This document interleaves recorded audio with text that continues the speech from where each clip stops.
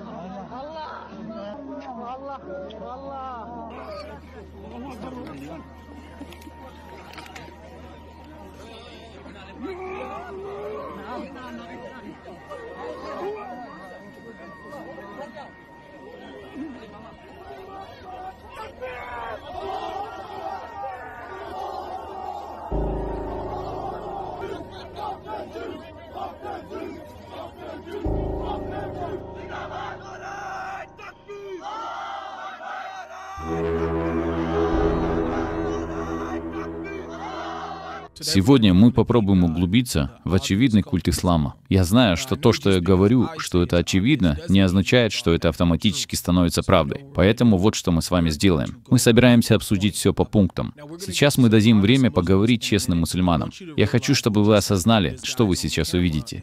Этот парень на камеру не хочет раскрывать правду об исламе. Он не хочет быть честным в отношении религии, которой он придерживается. И одной из самых безумных вещей, которые я услышал, было «просто прими ислам, а когда ты уйдешь, мы объясним твое наказание». Прими ислам, наслаждайся исламом. А когда захочешь уйти, мы обсудим это, окей? Но это похоже на большой риск. А теперь ознакомимся с этими источниками. Я собираюсь рассказать вам, что именно происходит, когда вы уходите, и мы услышим, как некоторые мусульмане подтвердят это. Все это относится к категории сахих, что означает, что они подлинные. Давайте посмотрим. Ибн Аббас сказал, что посланник Аллаха сказал: «Убейте того, кто изменит свою религию». Передают от Ибн Аббаса, что посланник Аллаха сказал, что тот, кто изменит свою религию, должен быть казнен. Но каково наказание за вероотступничество? Каково наказание за отказ от мусульманской веры? Честно говоря, я не могу поддержать эту точку зрения. Доктор Мукаддам, каково наказание за вероотступничество? Можем ли продолжать обсуждать этот вопрос об отступничестве?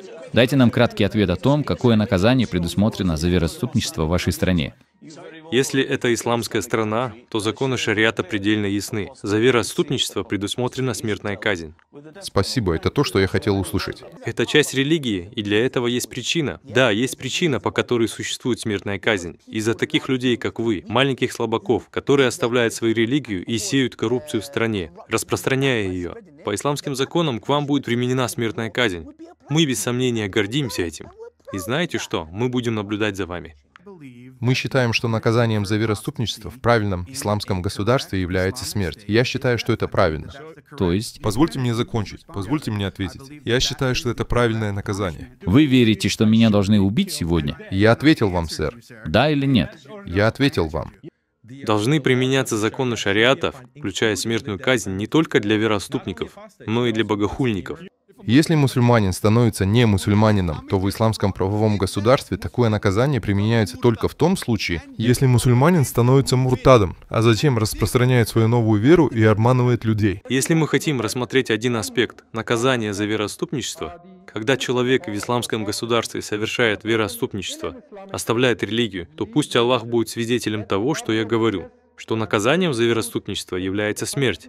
Любой, кто говорит вам, что вы не являетесь членом организации или что-то в этом роде, лжет вам. Если мы будем в исламском халифате, где действует шариат, каково будет наказание за вероотступничество? Что? Вероотступничество? Казнь. Это означает куфур. Куфур? Да, казнь. Тебя Но убьют. ты хорошо выглядишь, говори дальше. Нет, подожди. По крайней мере, вы честны. Каким был его ответ? Пожалуйста, ответь. Он не понимает. Казнь, да? Это хорошая идея? Конечно. Это хорошая идея? Конечно. Если завтра мусульманин покинет ислам, и если в стране действуют законы шариата, вы будете счастливы? Вы будете хлопать и радоваться, если человека убьют? Таков шариат, да. Хорошо, давайте просто перейдем ко второму пункту. Пункт второй. Удобное откровение. Мы ясно видим, что эта деятельность подобная культу, когда Бог постоянно дает вам именно то, что вы хотите. В ситуациях, когда вам нужно именно то, что вы хотите. Давайте рассмотрим это. «О, пророк, почему ты запрещаешь себе то, что Аллах разрешил тебе, ища одобрения своих жен? Тогда воистину Аллах, его покровитель Джибрил, праведник из верующих и ангелы. Более того, они его помощники, возможно, он его Господь. Если бы он развелся, вы все заменили бы ему жен, которые были бы лучше вас». Давайте продолжим и ознакомимся с историей до конца. Мария, коптка, была рабыней-христианкой, подаренной Мухаммеду в 7 году хиджры, губернатором Египта. Ее сестра Сирена также была подарена в то же время. Мухаммед сблизился с Марией, и она родила ему Ибрахима, который скончался в 10 году хиджры.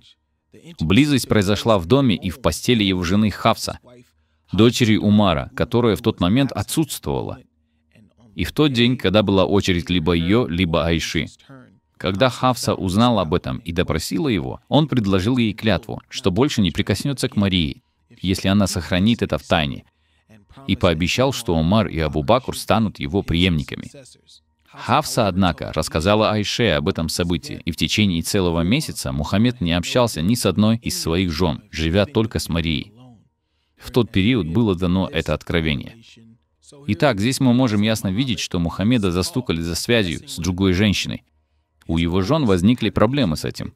Он дает клятву: «Да, я больше не собираюсь этого делать». И тут Аллах не сходит и говорит: «Нет, все в порядке, чувак. Ты можешь делать все, что хочешь. И если у твоих жен возникнут проблемы, я разведу тебя с ними и дам тебе новых, которые будут относиться к тебе лучше». Вот еще один пример. «О, те, которые уверовали, если вы беседуете с посланником в тайне, то предварите вашу тайную беседу милостыней. Так будет лучше для вас и чище. Но если вы ничего не найдете, то ведь Аллах прощающий, милосердный». Теперь давайте откроем тафсир, толкование, почему появилось подобное откровение. Потратьте что-нибудь на благотворительность, прежде чем советоваться с посланником Аллаха наедине. Мусульмане продолжали задавать посланнику Аллаха вопросы, пока ему не стало трудно отвечать на них. Аллах хотел облегчить бремя своего пророка. Поэтому, когда он сказал это, многие мусульмане побоялись платить эту милостыню и перестали спрашивать. После этого Аллах не спаслал этот аят.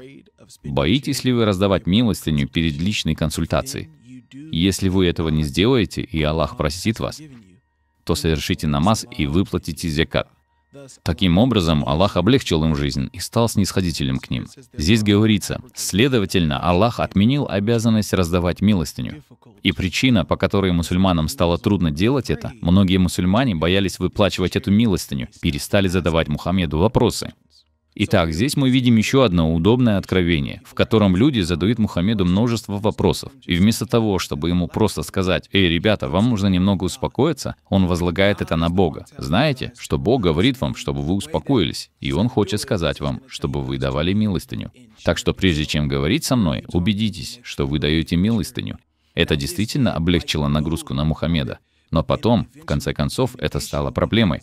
Потому что уже не так много людей задавали вопросы, потому что боялись. Итак, кто же приходит, чтобы снова спасти этот мир от проблемы, которую он сам же и создал? Аллах. Аллах спасает мир и говорит: «Ну знаете что? Ребята, вы молодцы. Если у вас нет на милостыню, вам не обязательно это делать». И теперь они снова смогли начать задавать вопросы Мухаммеду. Это ясное как день удобное откровение. Я не понимаю, как вы можете думать, что что-то подобное исходит от Бога. Этот человек явно использует Бога, когда захочет. Я знаю, что это не лучший способ проводить исследования, но я уверен, что все мусульмане согласятся с этим. Сколько жен может быть у мусульманина? 4. Сколько жен было у Мухаммеда? 15. Теперь давайте выясним, почему. Здесь в Коране, в главе 33, стихе 50, говорится следующее: «А также любую верующую женщину, которая подарит себя пророку, если пророк захочет жениться на ней. Последнее дозволено только тебе, но не другим верующим. Мы знаем, что мы предписали им относительно их жен и невольниц, которыми овладели их десницы. Тебе сделаны исключения для того, чтобы ты не испытывал никакого стеснения». Да ладно, друзья, то есть насколько это может быть еще очевидно? Эй, для остальных я установил эти правила. Они уже знают, как им нужно себя вести. Теперь давай поговорим о тебе. Чтобы не было дискомфорта, если какая-нибудь верующая женщина захочет броситься тебе на шею, ты можешь жениться на ней. Вот почему у Мухаммеда может быть так много жен. Почему? потому что так сказал Бог. Видите ли, у него может быть столько жен, сколько он захочет. Но у верующих может быть только 4. И причина этого в том, что Мухаммед не почувствует никакого дискомфорта. Теперь, по иронии судьбы, в той же 33 главе, всего 3 стихами позже, мы получаем еще одно удобное откровение. И я нахожу это очень забавным и одним из самых важных моментов в этой теории удобного откровения. Посмотрите, что здесь говорится. «О, те, которые уверовали! Не входите в дом пророка, если только вас не пригласят на трапезу, но не дожидайтесь ее приготовления, не приходите заранее. Если же вас пригласят, то входите, а когда поедите, то расходитесь и не усаживайтесь для разговоров. Этим вы причиняете неудобство пророку». Вы видите это? Он стыдится вас, но Аллах не стыдится истины. Если вы спросите у них, жен пророка, какую-либо утварь, то просите у них через завесу. Так будет чище для ваших сердец и их сердец. Вам не подобает не обижать посланника Аллаха, не жениться на его женах после его смерти. Воистину, это является великим грехом перед Аллахом. Это должно помочь вам понять, насколько это заявление похоже на культ. Давайте пробежимся по нему еще раз. Первое. Не приходите в дом Мухаммеда рано, если вы, ребята, собираетесь поесть. Приходите, когда еда будет готова. Второе. Когда закончите есть, уходите. Не задерживайтесь для разговора. Мухаммед слишком застенчив, чтобы сказать вам не уходить. Поэтому Аллаху приходится сделать это за него, потому что Аллах не из робких. Третье. Когда вы разговариваете с его женами, говорите с ними за перегородкой. Так будет лучше для вас. Проявляйте больше уважения. Кроме того, вы, ребята, не можете причинить вред Мухаммеду. Вообще ничего ему не делайте. Это незаконно. Пятое. О, да, прежде чем вы, ребята, уйдете, вы не сможете жениться ни на одной из моих жен, когда я умру, потому что вы не сможете жениться на них никогда. Так что если я женюсь на какой-то женщине, она не достанется никому после меня. Ладно, спасибо. И помните, что это говорит Аллах, хорошо? Потому что я слишком застенчив, чтобы сказать это. Так что Аллах сказал это за меня. И знаете, когда Аллах что-то говорит, вы должны это делать. И есть еще много других. Но вот еще один опасный пример. И это далеко не все удобные откровения, которые можно найти в Коране и хадисах. Но давайте продолжим и проверим еще одно. Сообщается со слов Абу Саид Аль-Худри, что в день битвы при Хунайне посланник Аллаха послал отряд в долину Аутас. Там они встретили врагов, сразились с ними, одержали победу и захватили их пленниц. После этого некоторые люди из числа сподвижников посланников Аллаха испугались, что совершат в грех, если вступят с ними в половую близость, поскольку у тех были мужья из числа многобожников. И великий и могучий Аллах ниспослал аят, в котором сказано: «И целомудренные замужние женщины запретны для вас, за исключением тех, которыми овладели ваши десницы. Это значит, они, пленницы, становятся дозволенными для вас по истечении установленного для них срока». Это опасное место, потому что эти мужчины сражались на войне. Они похищают женщин, чьи мужья все еще живы, их мужья все еще рядом, но они не хотят сближаться с пленными женщинами. Они чувствуют, что что-то не так. И что произошло в итоге? Аллах приходит и спасает положение. Тебе запрещены все замужние женщины, кроме тех, которыми овладеет твоя правая рука. И это еще одно опасное откровение, которое слишком удобно, чтобы просто исходить от Бога. Что здесь вообще происходит? Мухаммед потворствует не только своим желаниям, но и желаниям других людей, когда они знают, что поступают неправильно. Все в порядке, чувак. Вы, ребята, можете вступать в половую связь с этими женщинами, потому что Аллах только что разрешил это. Мухаммеду просто удобно получать откровения, когда он хочет получить ответы или что-то сделать. И самое забавное в этом то, что Айша на самом деле сказала именно то, что я сказал только что. Зацените это. Я сказала, клянусь Аллахом, я вижу, что твой Господь неизменно спешит выполнять твои желания. Даже Айша поняла это. Кажется, что Бог просто делает все, что ты хочешь, чтобы Бог делал.